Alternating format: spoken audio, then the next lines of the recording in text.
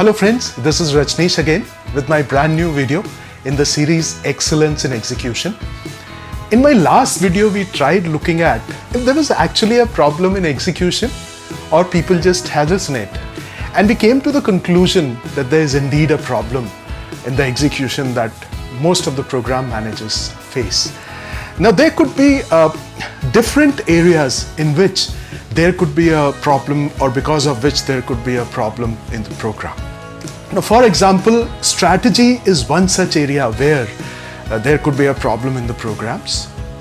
Now is strategy capable of causing a problem in the whole program? Can an incorrect or inadequate strategy be a problem for the program? Absolutely. Strategy is the first and foremost thing that in a program is important. It takes precedence over everything else, whatever is being done in the program. Now, there are various areas in the strategy which needed to be paid focus on. They could be methodology, geography, team structure, technology, and all those things. And strategy for all these areas need to be worked upon well in advance.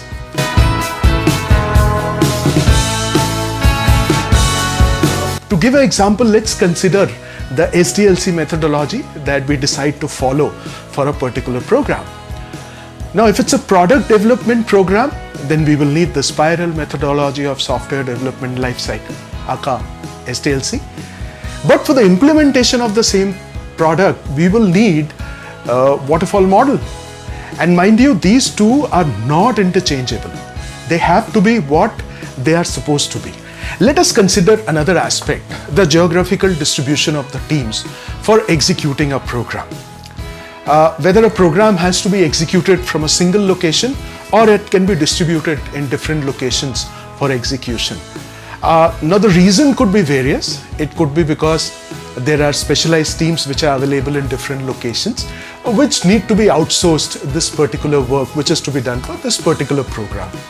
But it must be ascertained right in the beginning whether this is going to fly or not. Because if it does not fly, it will cause more problems than the solutions it's supposed to offer. I do remember one of my programs. It was a product implementation for one of the consortium of 2 European banks. And the program was being executed in the network delivery model. So at one place we had the product which was being worked upon for the gaps which were identified. At another location we had the front end which was being worked out for this particular product. And at the third place, since the number of reports was very high, reports were being worked upon. When I took over the program, all these 3 locations were working, but they were working in silos. And there was nothing that was getting connected. If one had to get to see a single functionality in this particular program, something or the other will break. And this was so evident that things were not working out with each other. So what I had to do was, I had to get on to the report side. I had to see whatever was pending, which was not much. So I got it done, completed. And then we moved all those reports into the central location, which was the product location. Whatever little reports were left out, we asked the team there to transfer the knowledge to the team which is at the product location. Similarly, team which was there at another location for the front end, we asked that team also to fly onto the product location. So this was the first thing that I did. Now once we did that, it took approximately a month and a half. But teams actually started working as a well-oiled engine. Whatever we were wanting, it was available through and through. The transactions, for example, will start from the front end. They'll get into the product will process it. The response will go back to the front end.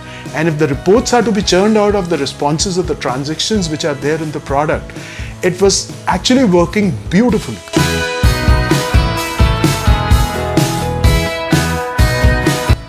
So the lessons that was learned there, we must first see whether it's going to work or not if you have a delivery being done in a network delivery model or if it's being outsourced.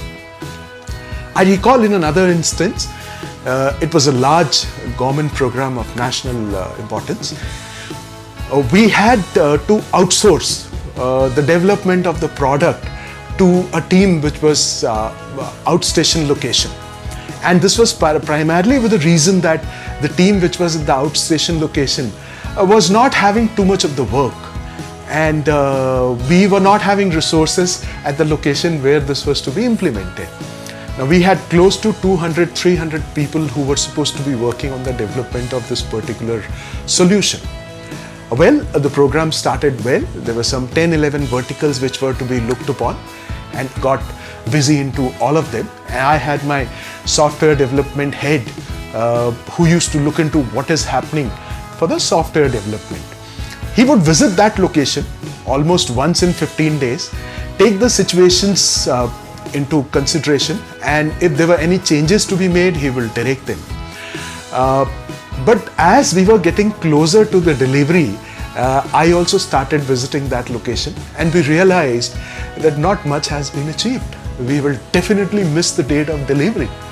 So here again, as a call on an emergency basis, we called all of those people to the location where implementation was to be done, or where the main program was being run from. And we had to arrange for everything for all these teams coming, because getting at the 11th hour 100 people, one has got to arrange for their stay, their transportation, everything. It was all done on the war basis for the organization that I used to work at.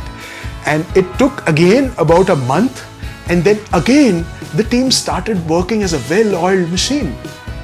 Again, whatever disconnects were there, they were all getting connected.